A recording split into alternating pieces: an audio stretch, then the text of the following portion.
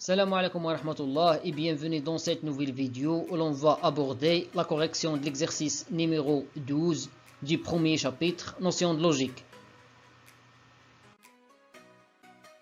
L'exercice dit, la première question, montrer que, quel que soit n appartenant à l'ensemble n, on a n multiplié par n plus 1, tout divisé par 2 est un entier naturel.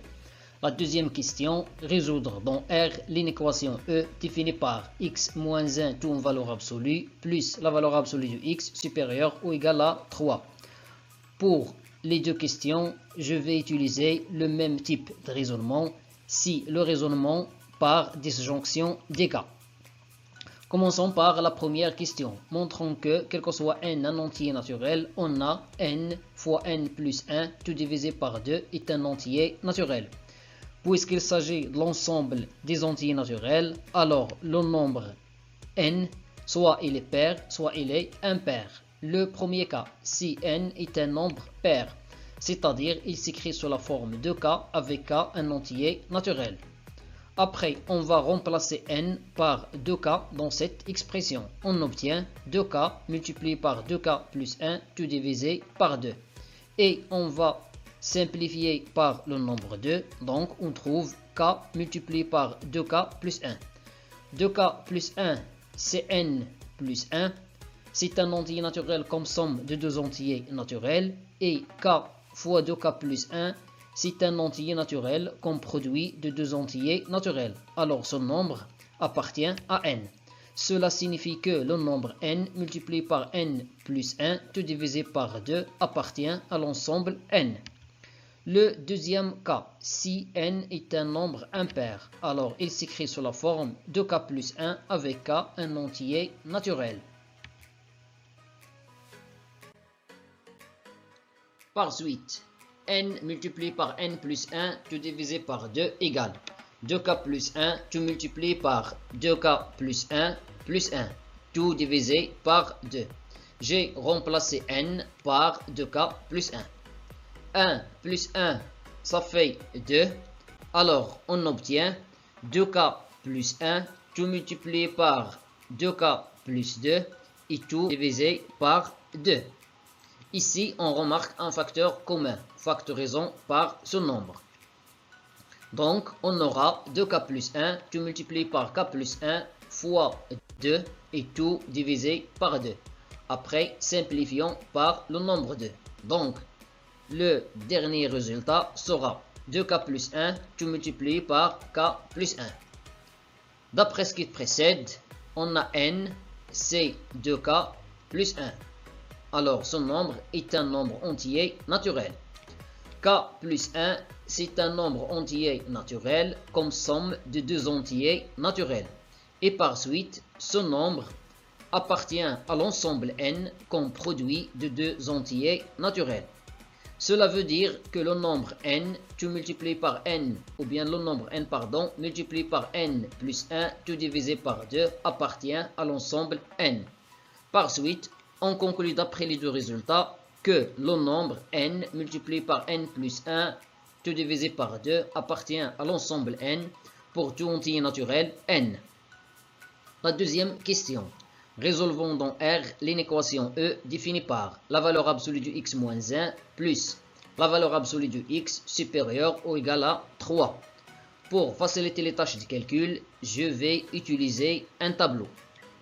On sait que la valeur absolue du x égale à x si x est supérieur ou égal à 0 et moins x si x appartient à l'intervalle moins l'infini 0.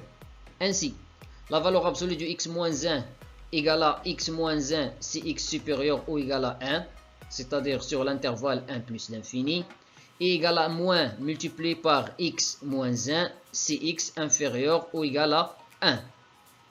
Après, on va déterminer l'expression de l'inéquation E en utilisant ces expressions. Sur l'intervalle moins l'infini 0, on a la valeur absolue de x moins 1, c'est moins multiplié par x moins 1, la voilà, et la valeur absolue de x, c'est moins x. Alors ici, moins x, tout supérieur ou égal à 3.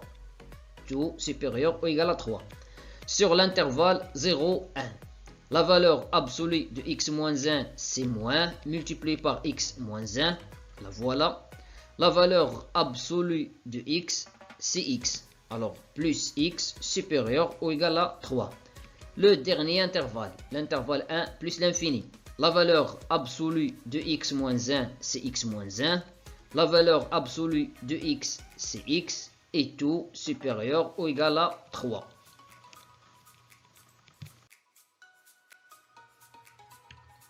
Le premier cas, si x appartient à l'intervalle moins l'infini 0.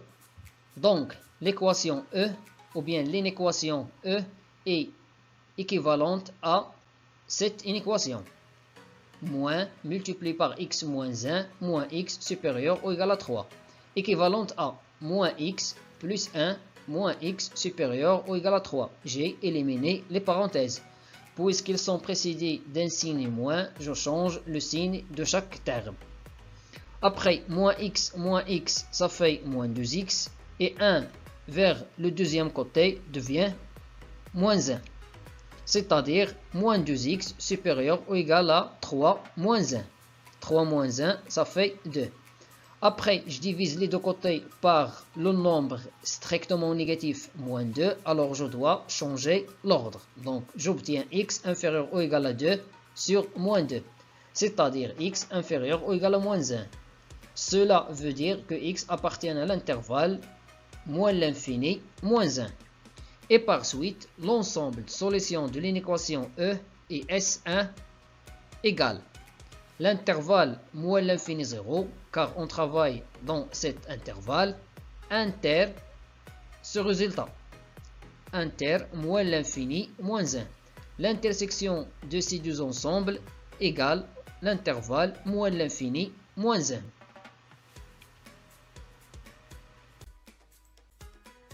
Le deuxième cas, si x appartient à l'intervalle 0, 1.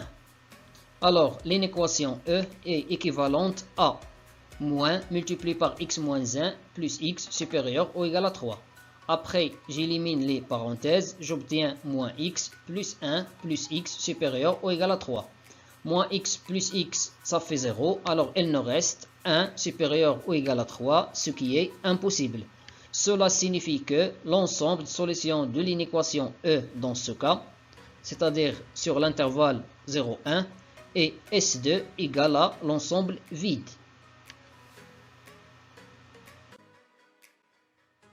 Le dernier cas, si x appartient à l'intervalle 1 plus l'infini. L'inéquation E est équivalente à x moins 1 plus x supérieur ou égal à 3. Le dernier cas. X plus x, ça fait 2x. Et en même temps, je déplace moins 1 vers le deuxième côté, devient plus 1. 3 plus 1, ça fait 4. Alors, on obtient 2x supérieur ou égal à 4. Ce qui signifie que x supérieur ou égal à 4 demi. C'est-à-dire que x supérieur ou égal à 2. Ce qui signifie que x appartient à l'intervalle 2 plus l'infini. Et par suite, l'ensemble de solutions de l'inéquation E dans ce cas est S3 égale. On travaille dans cet ensemble, alors c'est l'intersection de l'intervalle 1 plus l'infini avec l'ensemble des solutions, avec 2 plus l'infini, égale à 2 plus l'infini. La conclusion, d'après le premier cas, on a S1 égale moins l'infini moins 1. D'après le deuxième cas, l'ensemble de solutions, c'est l'ensemble vide. D'après le troisième cas, l'ensemble de solutions, c'est l'intervalle 2 plus l'infini. Alors, on conclut que l'ensemble de solutions de l'inéquation E est S égale S1 union S2 union S3. C'est-à-dire S égale l'intervalle moins l'infini moins 1 union l'intervalle 2 plus l'infini. C'est tout pour cette vidéo. Merci et à bientôt.